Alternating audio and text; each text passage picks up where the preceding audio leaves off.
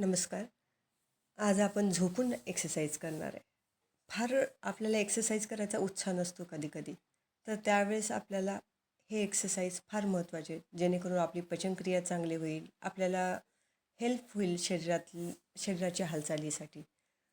तर सर्वांनी दिवसातले 15 मिनिट का होईना एक्सरसाइज करावी हाच माझा एक उद्देश असतो. तर जेणेकरून तुम्ही सर्वजण आपल्या शरीराला हेल्दी आणि सुदृढ चांगलं ठेवू शकता. ओके, चल.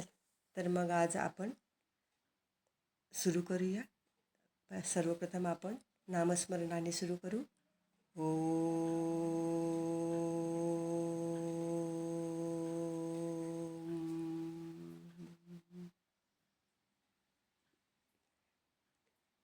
सर्वप्रथम पोझिशन घेऊया. तुम्ही कोणतीही मॅट घेऊ शकता.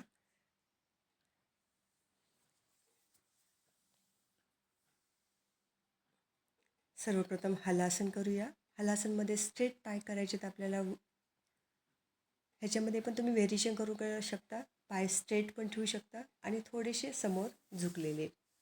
होल्ड करायचं आहे तुम्हाला ह्या पोझिशनमध्ये. श्वासाची गती सारखी राहील. रिलॅक्समध्ये श्वास घ्यायचा आणि सोडायचा आहे. कोणताही ट्रेस घ्यायचा नाही. पाय जेवढे शक्य आहेत तेवढे तुम्हाला स्ट्रेट ठेवायचा प्रयत्न करायचा आणि व्यवस्थित स्ट्रेटमध्ये खाली ठेवायचे. ओके. तर ह्याच आता दुसरं व्हेरिएशन पाहूया. आपण हलासनमध्येच घेतले दोन्ही पाय, स्ट्रेट केले आणि फ्रंट बॅक असे आपण हलवणार आहोत. पायाची हालचाल करणार आहोत. ह्या पोझिशनमध्ये आपण 90 डिग्री, 75 डिग्री, 45 डिग्री, 25 डिग्रीमध्ये पण आपण होल्ड करून पाय पुढे मागे अप डाऊन किंवा फ्रंट बॅक घेऊ शकता. जेवढं शक्य आहे तुम्हाला तेवढं तुम्ही 20-30 पर्यंत होल्ड करून आपल्या पायाची हालचाल करू शकता.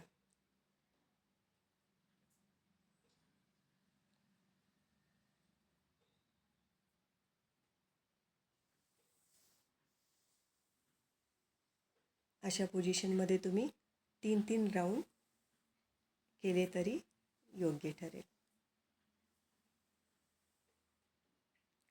नेक्स्ट आपण पवनमुक्तासनमध्ये जाऊया आणि स्पाईनला थोडासा मसाज देऊया.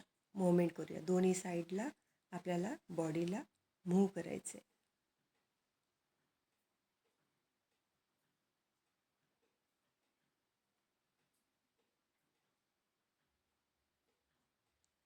यामुळे तुमच्या स्पाईनला स्ट्रेंथ येईल. आता आपण अर्धपवनमुक्तासन करूया. अर्धपवनमुक्तासनमध्ये सुद्धा तुम्ही व्हेरिएशन घेऊ शकता. स्ट्रेट पाय ठेवण्याचा प्रयत्न करा. दुसरा पाय अप डाऊन करायचा आहे आपल्याला.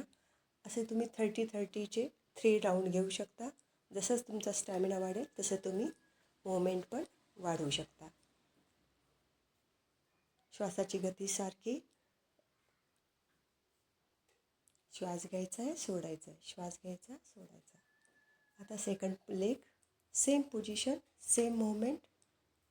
श्वासाची गती सारखी. जेवढा शक्य आहे तेवढा तुम्हाला पाय स्ट्रेट ठेवण्याचा प्रयत्न करायचा.